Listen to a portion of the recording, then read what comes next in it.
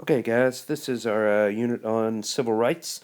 It's a very short unit, not because civil rights isn't important, because it is, but simply because it's only one topic. We're not looking at everything that happens in a particular decade. So it's a very short unit, so a good time for you to make some hay here and do a good job on this test and help your grade out. So let's get started here with our first slide. Um, the beginning. We got to start somewhere, so we start at the beginning. And most early civil rights work, at least here in the 50s, deals with voter registration, because really the only way you're going to make any change in your life is if you have some say in the people that are making decisions for your life. Only about 20% of eligible blacks in the South were registered to vote. 20%. And if you look at the deep South states, Mississippi, Alabama, Georgia, Louisiana, states like that, it's fewer than 5%. So when you consider all the eligible black voters, fewer than 5% were even registered to vote, much less actually were able to vote.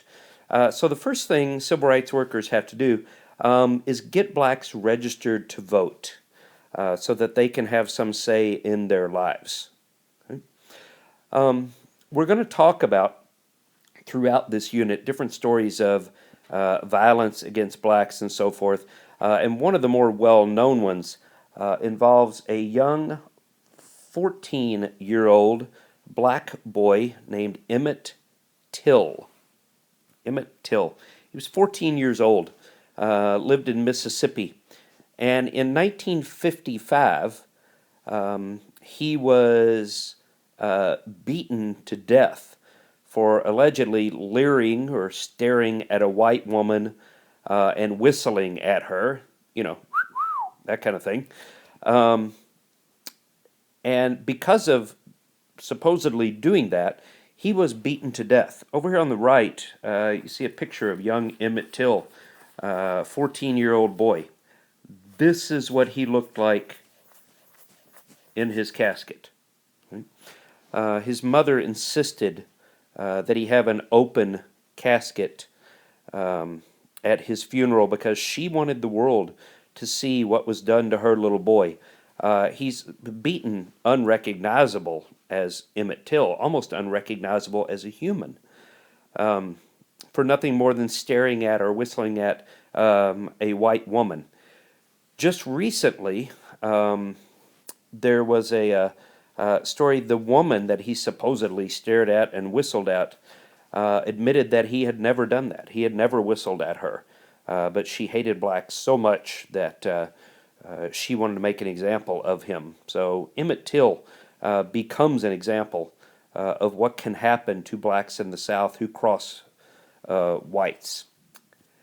Now, if you look at one of the high points here, at least, more successful efforts of blacks to get things done early on, we have to talk about Brown versus Board of Education. This is a Supreme Court case, takes place in May 1954 in Topeka, Kansas. This is Brown versus the Topeka, Kansas Board of Education.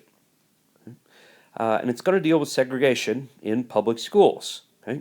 A man named Oliver Brown sues the Topeka Board of Education because his young daughter, who you see right here,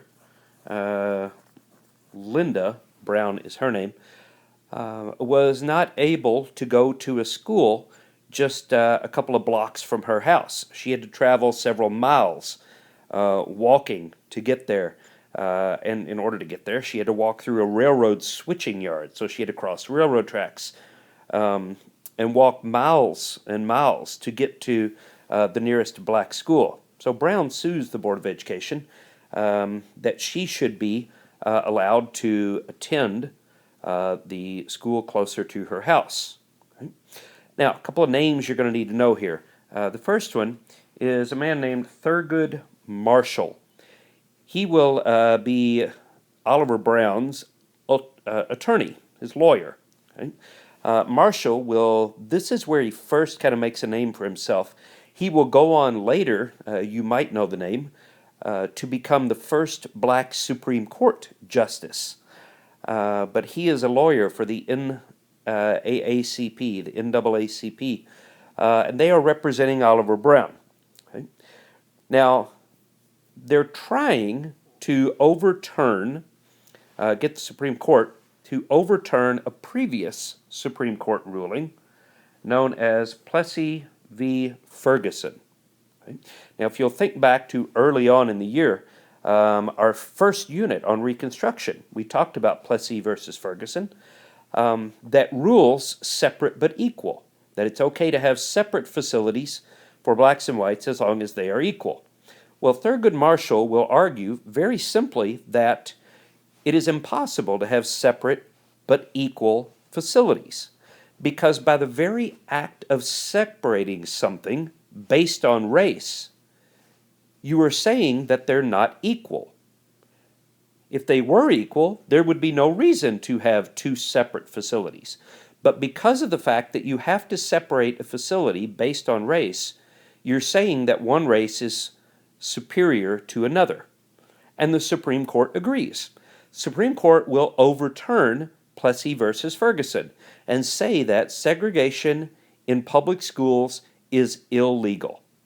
And this will lead to the end of segregation in public schools. But there's a problem with the Supreme Court ruling.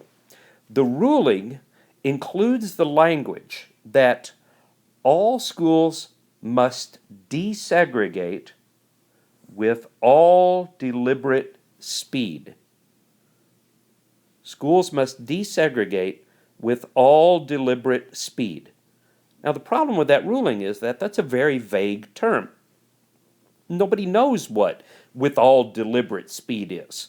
To a black man, that means they need to desegregate now. To a white man, it means we're going to take our own sweet time. And to give you an example of just how slow, again, this is 1954. 10 years after the Brown ruling, by 1964, less than 2% of schools in the South had been desegregated. In 10 years, the South had only managed to desegregate less than 2% of the schools. So clearly, they were in no hurry to integrate the schools, and nobody knew exactly what with all deliberate speed meant. So while blacks will win a victory here with Brown versus Board of Education, it's not going to bring an immediate end to the problem. What does more to help these problems than anything else is not a court case. It's not schools. It's nothing like that. It's sports. And one man in particular, Jackie Robinson. Jackie Robinson became the first black man to play Major League Baseball. Blacks had played in the Negro Leagues for a long time, years and years and years. But never had there been one in Major League Baseball. Well, the Brooklyn Dodgers owner, a man named Branch Rickey, interesting name, Branch. But Branch Rickey, owner of the Brooklyn Dodgers, decides it is time for blacks to play Major League Baseball. So he chooses Jackie Robinson to be the man to break the color barrier in baseball. And it's not because Robinson is the best black baseball player around, because he's not. There are others better than him. He's an excellent ball player, really, really, really, really good, extremely talented, but he's not the best. But he's what Branch Rickey needs. Rickey brings Robinson into his office and says, the Brooklyn Dodgers want to sign you to play Major League Baseball. And he said, Robinson says, why me? And he said, because I need somebody that's going to be strong enough not to fight back. Because Robinson was going to undergo the worst possible treatment from whites in baseball, players and fans alike, especially when they traveled south to play for spring training to begin with. But Robinson will be yelled at, screamed at, called every name imaginable. He'll have baseballs thrown at his head. He'll get spiked. and treatment from his own teammates is not much better until one teammate steps up and makes a difference. The Brooklyn Dodgers shortstop was a player by the name of Pee Wee Reese. And Pee Wee Reese is from Louisville. If you go down to Slugger Field downtown, there's a statue of Pee Wee Reese in front of Slugger Field. Pee Wee Reese Road up there by Seneca Park, named after him. But Pee Wee Reese was one of the most respected players in baseball, not just on the Dodgers, but in all of baseball. And one day, it was in Cincinnati, Robinson was about to give up. He'd had about all he could take, and Pee Wee knew it. And he walked over to Jackie Robinson before the game started while they were taking, the pitcher was warming up, they were taking infield. He walks over to Robinson in front of a stadium full of people, his own teammates, the Reds, everybody, and he puts his arm around Jackie Robinson standing at first base. And that act alone did more to get Jackie Robinson accepted in baseball than anything else. For Pee Wee Reese to stand up publicly and say, look, this guy's okay, give him a break, will go a long way toward getting other players to accept Jackie Robinson. And if you've not seen the movie 42, you should watch that at some point. If you're interested in learning more about this, it's a great movie. But Jackie Robinson breaks baseball's color barrier.